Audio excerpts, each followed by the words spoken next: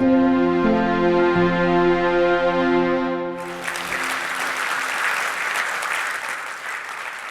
really excited to introduce our first speaker to kick off the 2016 NIC Talks.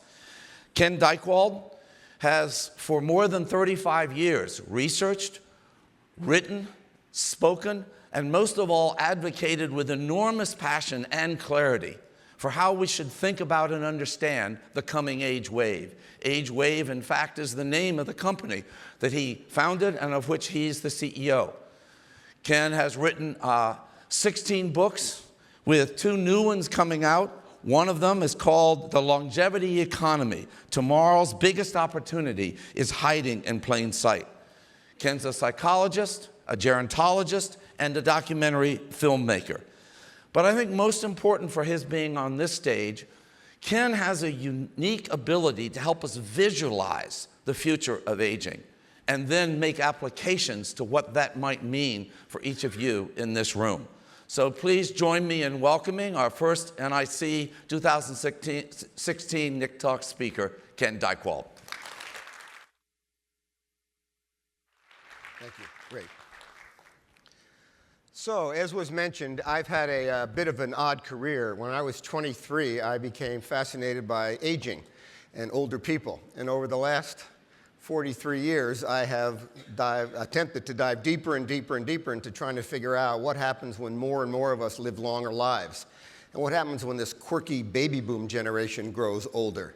And a nutty thing happened along the way, which is that I passed my 65th birthday myself, which really got interesting. A few months ago, I got one of these notes in the mail. Dear Ken Dychtwald, now that you're a senior, and I'm going to get to that word in a few minutes, we'd like for you to consider joining the Trident Society. And I thought, well, I'm a scuba diver. This must be some kind of a cool worldwide, journey thing. And I opened it up, and it was a burial at sea program. And so I get to talk a little from my own experience, too. What we're going to do today is we're going to take a look in these few minutes we have at how the boomers are going to transform aging, and also how aging will transform them. What I ask you to do is to take all the things you currently think about this subject and park them, because I'm going to come at this perhaps a little bit differently than you might in your normal day-to-day, and I'm going to throw a few curveballs in along the way. First, let me ask, though, before I get started, how many of you would like to live to be 100? No matter what? Yeah, so right in there is an interesting issue. And hold on to that one, because what you're going to see in the next few minutes is that biology, psychology, demography, and sociology all mix up in some interesting ways. And if you're thinking about building the housing opportunities or community opportunities of the future, or if you're thinking of investing, you need to understand the whole dance.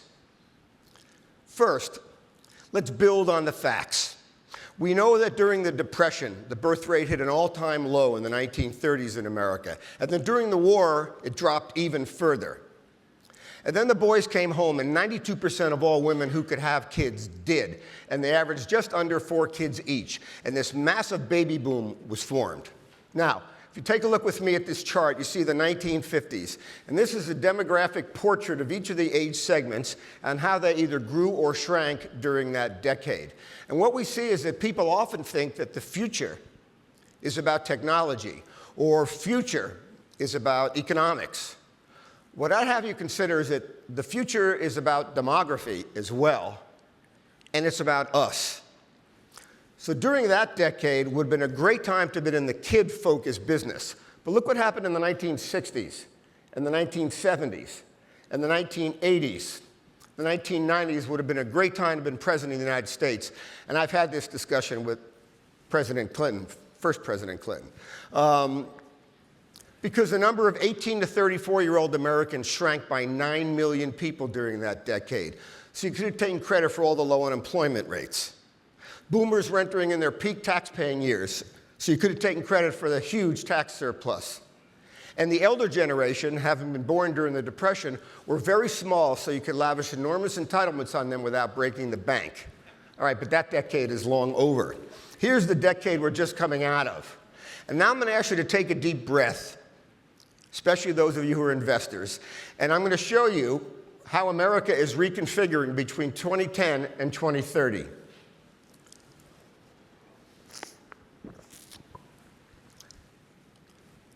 And I could show you slides like this for countries all over the world. It's almost identical.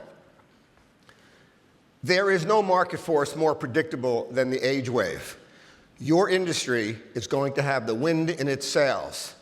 If you went to sleep tonight and had a dream about the most extraordinary demographic opportunity that could be facing this industry, this is it.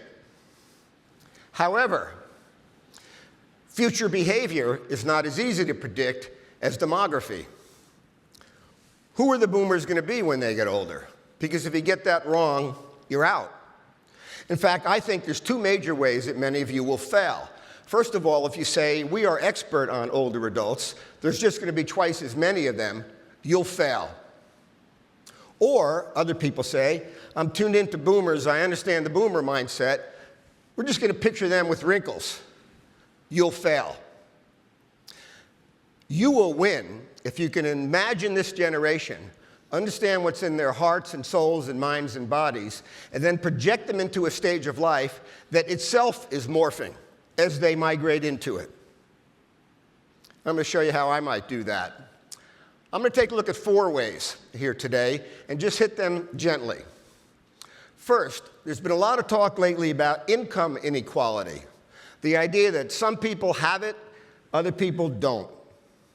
You just watch what happens in the years to come when people come to terms with longevity inequality, because wellness, a lifetime of wellness, is about to become the prize for a generation that's going to be having aches and pains and all sorts of physical challenges. And you're going to see in the years to come that there'll be more and more breakthroughs, some of which will be enormously expensive and only accessible to very wealthy people, that will allow people to sustain their youth or to grow old young or to not age. Craig Ventnor, who decoded DNA, he and my friend Peter Diamandis have now got a company, Longevity Inc., where they're attempting to break the code of aging. Google's Calico is attempting to stop aging. There are already over 100,000 wealthy Americans that are injecting each day with anti-aging hormones. Peter Duell from PayPal talks about buying young people's blood to transfuse so that his body can regenerate. Scientists now tell us that due to exponential breakthroughs that are coming, you're going to see today's young people living to 150 or more. The boomer generations will be at the front end of that revolution, and some will get access and others will not. And that's going to be interesting.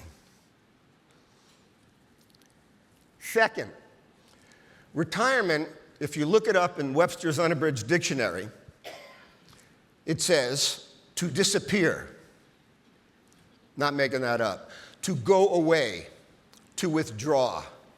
That somewhere in the middle of the 20th century, this notion was conjured up that a wonderful thing to do when you reached a certain birthday was to stop working, kind of move off the playing field, and relax.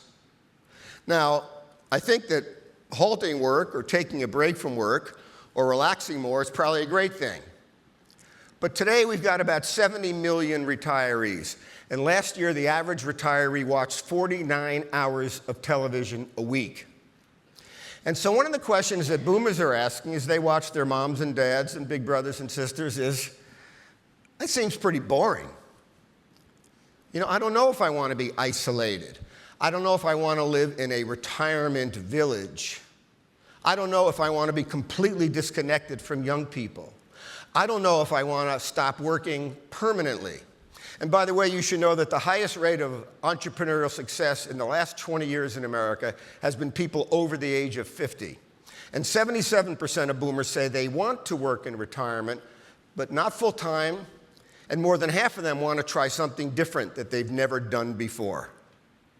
Now, as you can imagine, if this is stirring up the notion that retirement may not be the first choice as we know it.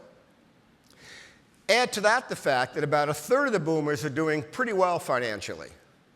About a third are in the middle, and they'll be able to make it through their later years with some cutbacks and some careful planning or communal living or sharing society or groups of people living in a home together.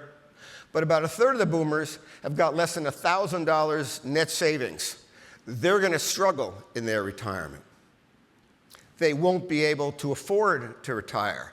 Because in fact, the demographic quirk that gave us today's modern retirement was that small generation that gave birth to a large generation and then well-educated them, which allowed them to have this retirement, added to the fact that their frugality served them well.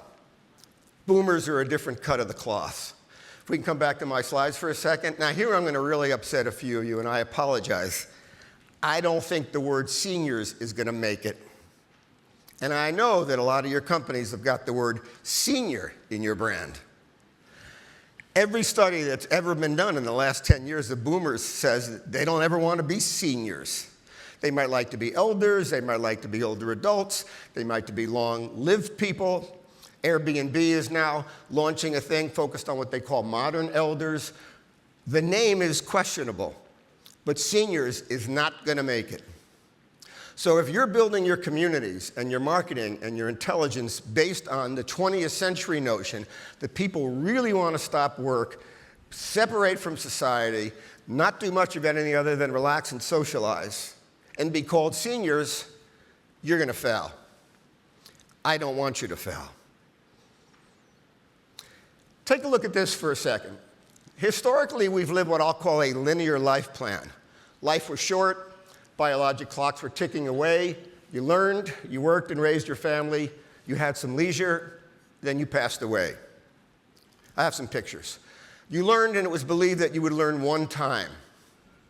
You fell in love and it was the notion that it would last till the last breath you took. You divided up the responsibilities. Honey, I'll do this, you'll do that.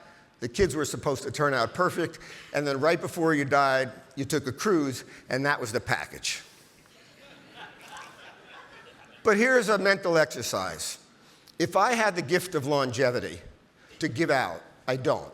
But if I could give you 3 more years, if I could give you 10 more years, if I could give you 30 more years, and you had to decide what you were going to do with that longevity, where you were going to put it, you wouldn't put it at the end. And that's perhaps the biggest mistake that people make when they contemplate gerontology. They think that increasing longevity gives a longevity bonus, and that people are going to stick that at the end of their lives, so that people are going to live their lives in the exact same way folks always have. They'll just be old longer. That's not what you would do. My guess is what you would do is you would distribute them. You'd go back to school at 40. You'd retire, then maybe start a new career. So is that retirement? You might fall in love again if you were divorced or widowed. You might start a new company. You might write your first book of poems when you're 80. Or if you're John Glenn, you might decide you're going to go up into space at 77. And what Glenn said to the media the day he made his announcement was, just because I'll be 77 doesn't mean I still don't have dreams. And we think that only kids have hopes and dreams. And our communities are designed to be places where people are nostalgic for who they used to be. In the future, people will have new dreams at 60 and 80 and 100. This becomes the model of a long-lived society. Flex retirement, have you seen it? In the entertainment industry. You know, Stevie Wonder plays for a while, he takes a break for a year or two. Patti LaBelle comes back and forth. Rolling Stones sell out all their tours, and they're older than our Supreme Court currently. Third, how many of you remember what this is a picture of? Right, air raid drills. The idea was if a thermonuclear bomb goes off in your building, if you put your head under your desk, you'll be fine. And we practiced. Unfortunately, this is the strategy that many boomers have adopted pertaining to their long lives and their late life financial and housing planning. They stick their heads under their desks and they hope that everything works out fine. Most people haven't thought much about what they want to do at 70 or 90. Very few people have contemplated where they want to live, who they want to live with. They haven't come to visit your offerings. It's amazing to me how few people know what it is you offer because they've never looked at it. Not only will this generation have very little financial or family security, but they'll be blamed for everything. Here was a cover from Philadelphia magazine a short while ago. Dear boomers, just die already. This is a generation that people love to hate. So will there be an enormous amount of generosity going towards them? Probably not. They will have to fend for themselves. They'll have to find communities and homes and neighborhoods that they can afford. They'll be making new friends. They'll be reinventing themselves. And you can either help or not pay attention. Which takes me to my last point. I think the idea that living a long life should be simply an extension of youth, or that you should simply fulfill on the dreams of your childhood, is going to be replaced by the idea that maybe I can give back. Maybe there's a new purpose to my life. Maybe I could be somebody I've always dreamed of being. Maybe I can learn to play the piano, or paint, or sculpt, or help kids in need, or volunteer at the boys' club, or go back to school. Boomers are a purposeful generation. They want to be somebody. They want their lives to have meaning. And in their later years, when they have time affluence, they will have an enormous appetite to give back. Let me show you, before I wind up here, one example. It's not a perfect example, but it's an example of one community with a very old generation living there, attempting to link them up with young kids in another country.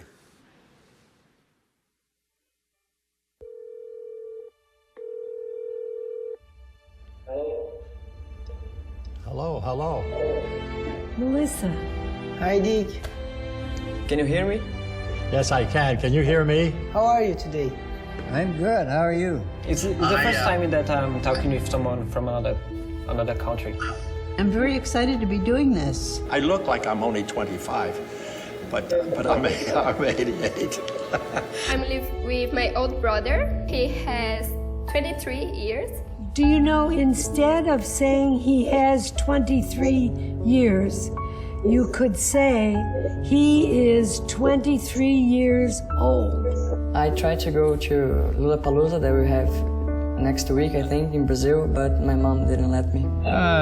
You got a good mom. Good morning, dear Julia. Good morning to you. This is your dad? That's me and my wife when we were young. Oh, you were good looking when you were young. And you're still good looking. If you could just dream and have whatever you want, what do you think you would like to be doing? I see myself in a big family, you know, with a beautiful wife. You know. I want to thank you for this change of experience, you know. You are incredible. Obrigado. You are my new granddaughter. And I love you. I love you too. And if you were here, I would give you a big hug. Oh yeah, let's hug. Oh. Bye.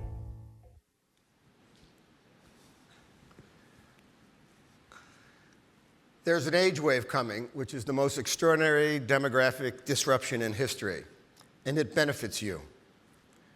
There will be an enormous pursuit of longevity and lifelong health and wellness. It'll go beyond anything you can imagine. Our notions of retirement are obsolete, and calling people seniors may be obsolete as well. People will have to find communities and homes and neighborhoods that can help them live the lives they want to live, because there will be far less family and financial security for this demographic wave. And people are going to search for ways to be connected, relevant, involved, live with purpose, give back. Thank you for allowing me to be with you this morning. Hopefully I've given you a few things to think about. Have a fantastic conference here at NIC. Thank you so much. Thank you.